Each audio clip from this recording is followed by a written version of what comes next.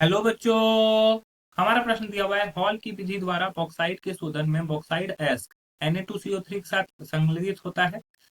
50 degree ताप पर NaOH विलीन के साथ गर्म किया जाता है, NaSCO3 के साथ गर्म किया जाता है, कोक के साथ संग्लित करके 1800 डिग्री सेंटीग्रेड पर नाइट्रोजन की धारा में गर्म करते हैं। चलिए समझते हैं इस प्रश्न को। अगर इस प्रश्न की मुख्य अवधारणा की बात की जाए तो मुख्य अवधारणा में हमें समझना होगा हॉल की विधि। ठीक है, एल्युमिनियम के यानी कि बॉक्साइट के शोधन के लिए हॉल की विधि को जानना जरूरी है।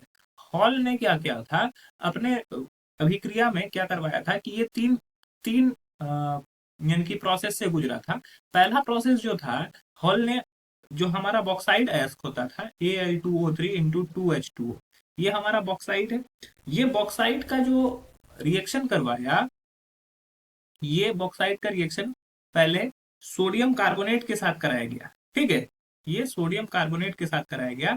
तो सोडियम कार्बोनेट के साथ जब ये रिएक्शन कराया गया तो ये 2NaAlO2 सोडियम एल्यूमिनेट बना। ठीक है, और साथ ही साथ कार्बन डाइऑक्साइड यहाँ से रिलीज हुआ और यहाँ से जल, कार्बन डाइऑक्साइड निकला और जल निकला।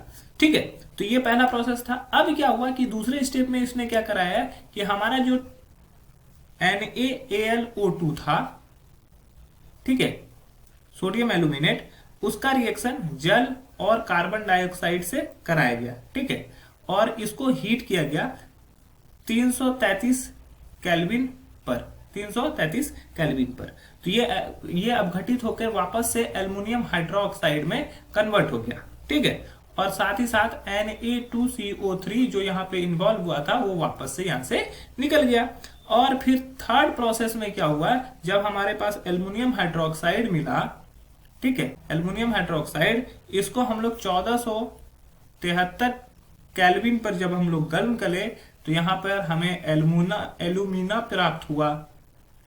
एल्यूमिना प्राप्त हुआ, जिसको हम लोग विद्युत अपघटन से एल्युमिनियम यहाँ से प्राप्त कर लेते हैं।